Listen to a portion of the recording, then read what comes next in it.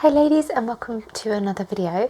Today I wanted to do something a bit different, and considering it's Easter today, I haven't normally done videos like this on Easter or special holy days, but for some reason I felt drawn this year to do something about the resurrection. And as I was studying, I wanted to touch on a few details about some of the underrated details about the resurrection. Obviously we talk about the fact that Christ resurrected. That is the most important thing. That's the thing we all focus on, and as we should.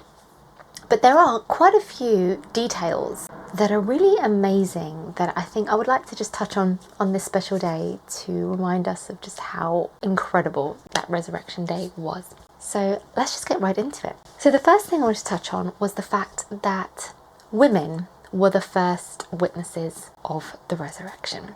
This was such an incredible point because this was at a time when a woman's testimony wasn't even accepted in court. So the fact that God chose to reveal the most incredible, important, fundamental point in the whole of human history to a group of women is just mind-blowing.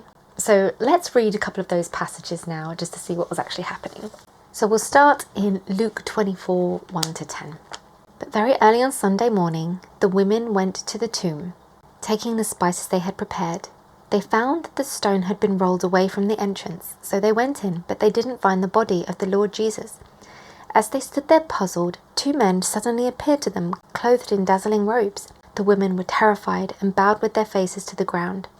Then the men asked, "Why are you looking among the dead for someone who is alive? He isn't here, he's risen from the dead. Remember what he told you back in Galilee, that the Son of Man must be betrayed into the hands of sinful men and be crucified, and that he would rise again on the third day." Then they remembered that he had said this.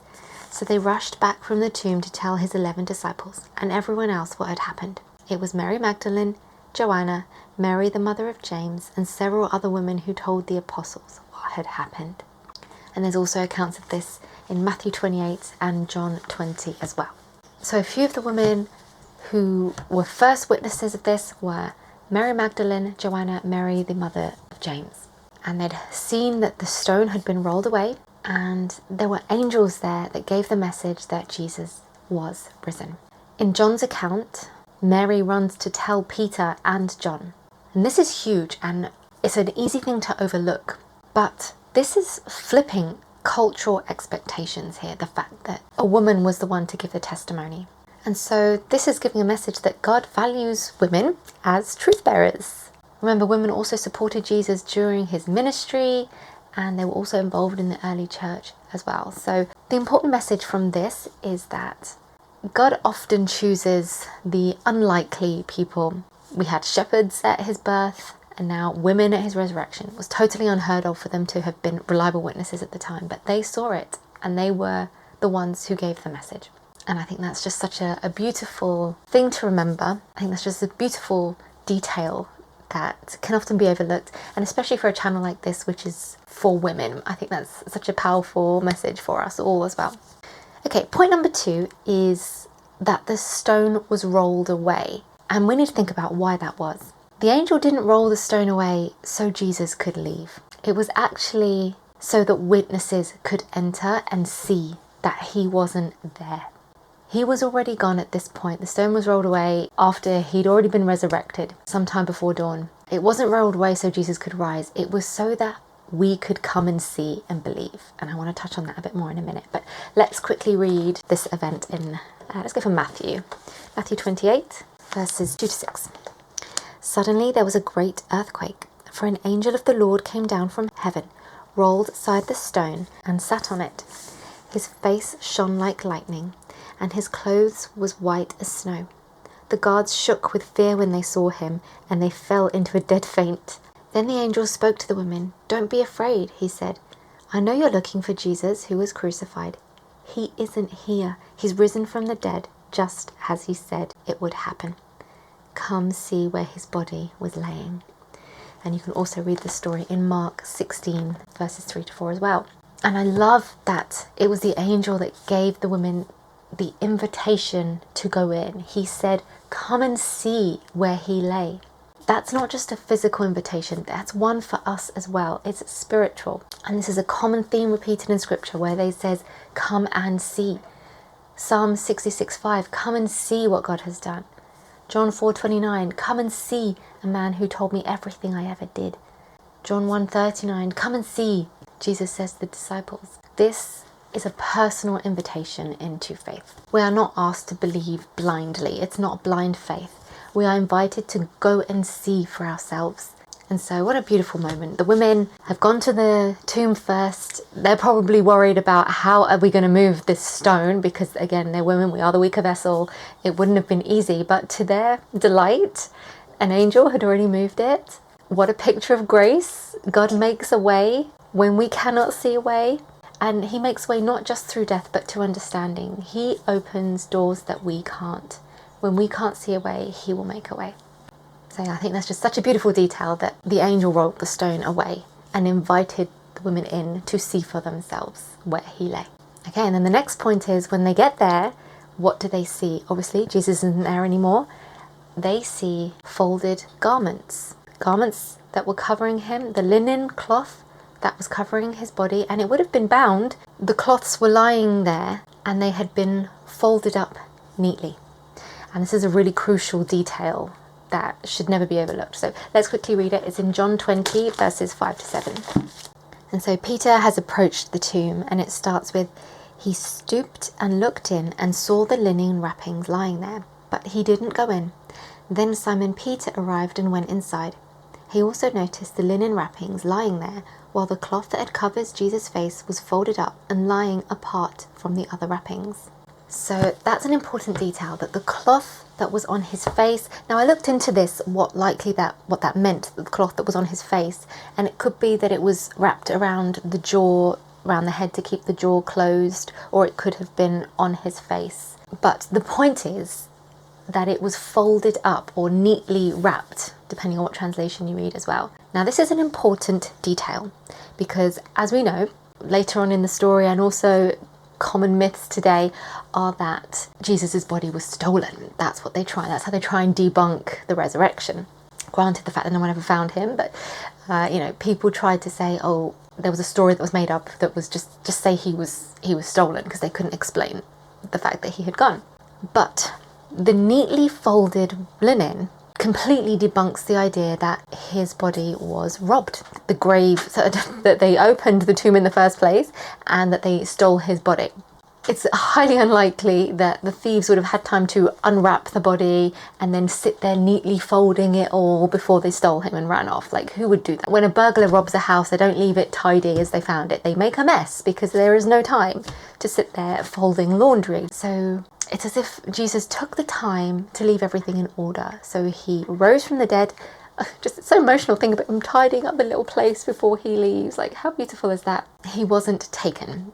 He left. The resurrection was intentional, and it was planned, it was strategic, it was calm, and that folded garment says so much about the fact that it was not a robbery, it was neatly and in order. So the next detail that I wanted to look at is Mary Magdalene, who, when she actually saw resurrected Jesus, mistook him for the gardener. Now this is a huge detail that I really enjoyed delving into. So at this time, Mary Magdalene is crying outside of the tomb. She misses Jesus, and she sees someone and she thinks, oh, it's just a gardener. But it was the resurrected Christ. So let's read about that in John 20, verses 14 to 15.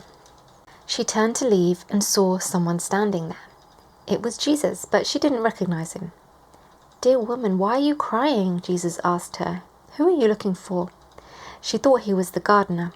Sir, she said, if you've taken him away, tell me where you've put him and I will go and get him. So there's the irony. She thought Jesus, as the gardener, had stolen Jesus and hidden him. But why did she think he was a gardener? Of all things, why a gardener? Where did sin begin? In the Garden of Eden. Where did redemption begin? In another garden. Jesus is often referred to as the second Adam, 1 Corinthians 15:45. Adam, first Adam in the garden, Jesus, second Adam in the garden. And now we can use a symbolism here. He is now the gardener of a new creation, a new saved one. We've got life after death now because of his resurrection. So while Mary Magdalene just thought he was an ordinary gardener, he was actually the ultimate gardener who tends to our souls. He restores what's lost and brings life where there was death. How beautiful is that? So while the first Adam failed in the Garden of Eden, Jesus, the second Adam, succeeds in the Garden of the Resurrection. How incredible is that? So yeah, what amazing details that are in this beautiful, amazing thing that is the resurrection. Okay, let's keep going. So right after this, where Mary doesn't recognize Jesus, she thinks he's a gardener, what does he do to help her recognize him? It's very simple. He calls her by name. So that's John 20:16. He just says, "Mary," Jesus said. She turned to him and cried out, "Rabboni," which is Hebrew for teacher. "Don't cling to me," Jesus said. So she must have grabbed him, hugged him. And he says, "For I haven't yet ascended to the Father, but go find my brothers and tell them I'm ascending to my Father and your Father, to my God and your God." So Mary didn't recognize Jesus until he said her name. Now this is huge. This is when her eyes were opened and she recognized Jesus. This ties well with John 10:3-4. He calls his sheep by name and leads them out. They know his voice. My sheep know my voice. So the minute he called her, I got goosebumps, the minute he called her was when she recognized him. And that's, many of us have the same testimony. We recognize God's voice, and that's how we know it to be true. We know him. And so what a beautiful, very personal, loving moment here between Jesus and Mary Magdalene.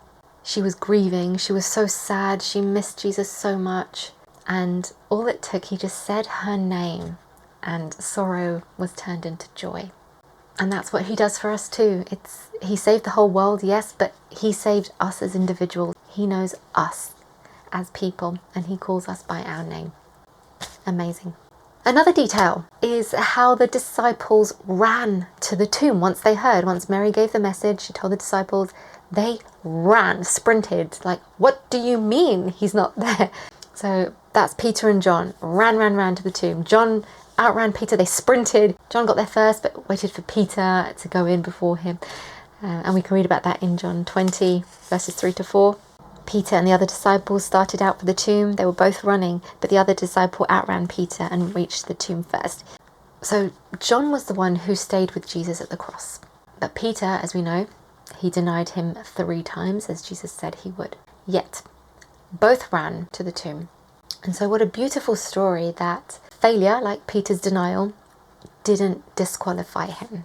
And in fact, Peter was one of the first to visit that tomb, to go to that place of hope.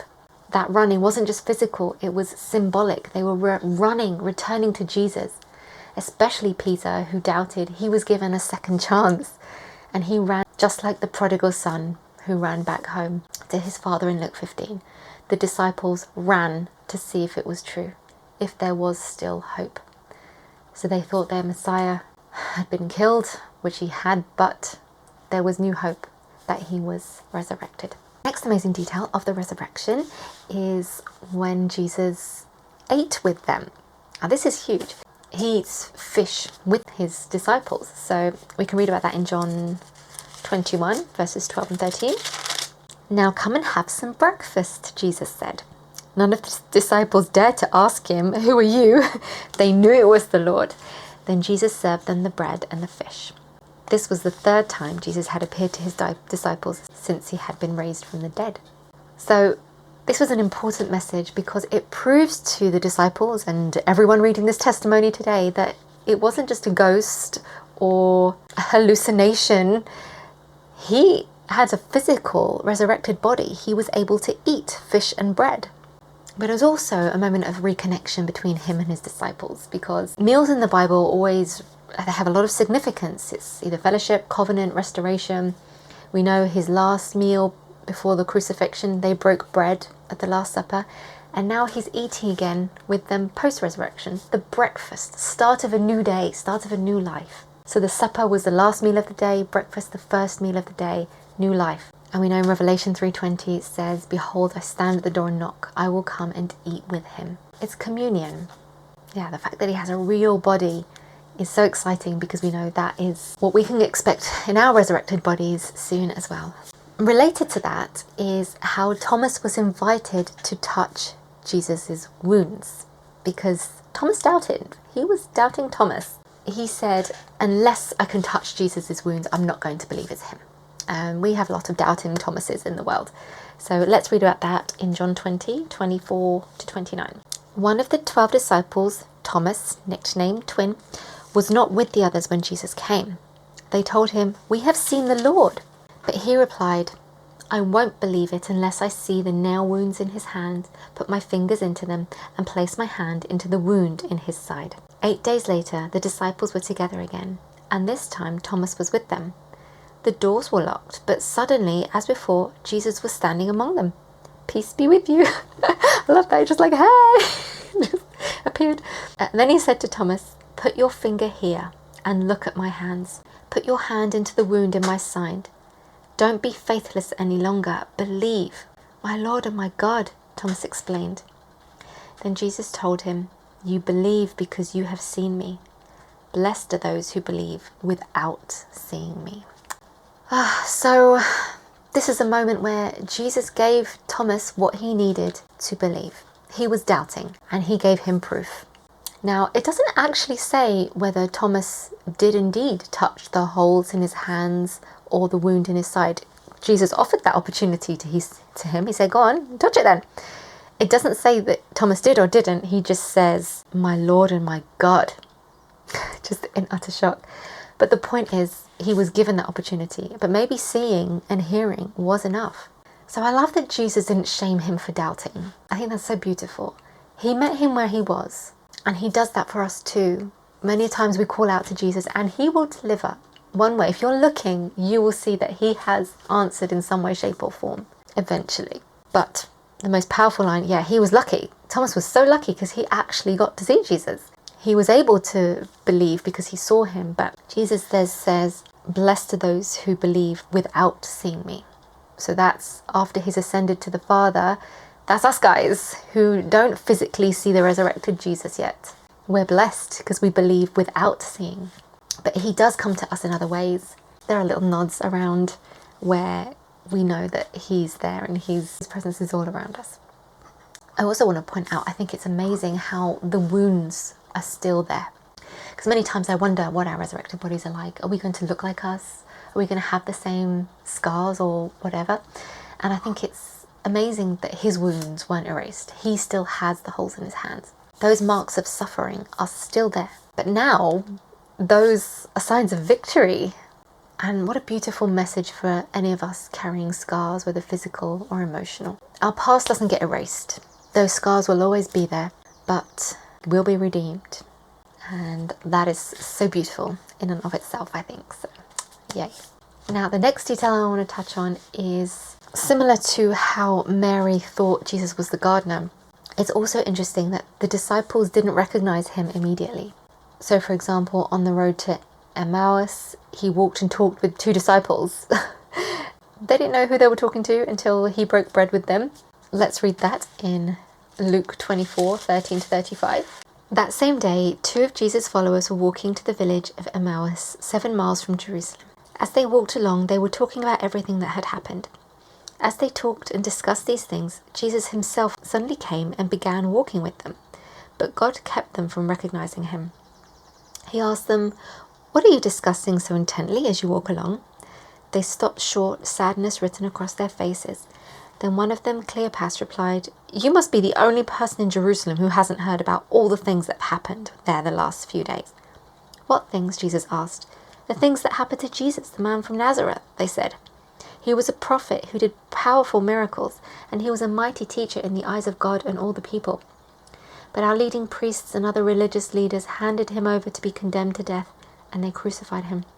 We had hoped he was the Messiah who had come to rescue Israel. This all happened 3 days ago. Then some women from our group of his followers were at his tomb early this morning, and they came back with an amazing report. They said his body was missing, and they had seen angels who had told them Jesus is alive. Some of our men ran out to see, and sure enough, his body was gone, just as the women had said. Then Jesus said to them, 'You foolish people, you find it so hard to believe all that the prophets wrote in the scriptures. Wasn't it clearly predicted that the Messiah would have to suffer all these things before entering his glory?' Then Jesus took them through the writings of Moses and all the prophets, explaining from all the scriptures the things concerning himself. By this time they were nearing Emmaus and the end of their journey. Jesus acted as if he were going on, but they begged him, "Stay the night with us since it's getting late." So he went home with them. As they sat down to eat, he took the bread and blessed it. Then he broke it and gave it to them. Suddenly their eyes were opened and they recognized him. And at that moment he disappeared. They said to each other, "Didn't our hearts burn within us as he talked with us on the road and explained the scriptures to us?" And within an hour they were on their way back to Jerusalem. There they found the 11 disciples and the others who had gathered with them, who said, "The Lord has really risen. He appeared to Peter." And so their eyes were opened the minute he broke the bread. Just like he did in the Last Supper, he broke the bread. There's a crazy symbolism here that when he broke the bread with them, they realized who he was. And so sometimes our eyes can be scaled. It could be grief, it could be fear, it could be distractions, it could be doubts, it could be lots of things that might cloud our vision and we can't see clearly. But when our eyes are opened, when that bread is blessed and broken and given to us, when we take that daily bread, we take Jesus, we realize, oh, he's been walking with us all along. So these two people couldn't believe it. After the bread was broken and they realized who he was and then he just vanished, they're like, ah! At that point they were reflecting, going, oh my goodness, he was walking with us the whole time and we didn't even know. Ah! And it can be like that with us sometimes. We're like, he was there the whole time. He was there the whole time. It's that, Footprints in the Sand poem that people love so much, where there was 2 sets of footprints and then you look back and there's only 1 set and then they're mad at Jesus going, "How did you leave me?" He goes, "I didn't, I carried you. That's why there was only 1 set of footprints." This is kind of what it's like. He's always there. He's always there. We just don't always look for him. And then there was another similar story in John 21:4-7, where Jesus was at the beach and disciples didn't recognize him either. So it says, "At dawn, Jesus was standing on the beach, but the disciples couldn't see who he was. He called out, 'Fellows, have you caught any fish?'" So cute. "No," they replied. And then he said, "Throw out your net on the right side of the boat and you'll get some." So they did, and they couldn't haul in the net because there were so many fish in it. Then the disciple Jesus loved said to Peter, "It's the Lord." When Simon Peter heard that it was the Lord, he put on his tunic, for he had stripped for work, jumped into the water and headed to the shore. Oh, so cute. I just love it. Jesus is so cute, and I love the way he just pops up and he's like, "Hey, peace and blessings, yeah. Hey guys, and get any fish, guys? What's going on, guys?" It's so adorable. I just love him so much. So at this point, their eyes were opened when they obeyed, when he said, "Throw your net on the other side of the boat and you'll get some fish on the right hand side." And then they recognized him. They said, "Oh my gosh, it's the Lord." And then Simon Peter, so cute, dove in the water straight away and swam right to him. Just imagine how much love they had for him. They were just so happy and so excited to see him again. I just think it's such a beautiful thing. So yeah, the message here is sometimes we might not recognize him in the everyday life. We might feel he's distant from us. We just might not see him, but he's there. If we just allow our eyes to be open, the breaking of bread, the miracles, anything can open our eyes, and he'll lead us back to faith. If we're ever confused or we can't see him or feel him, he is always there.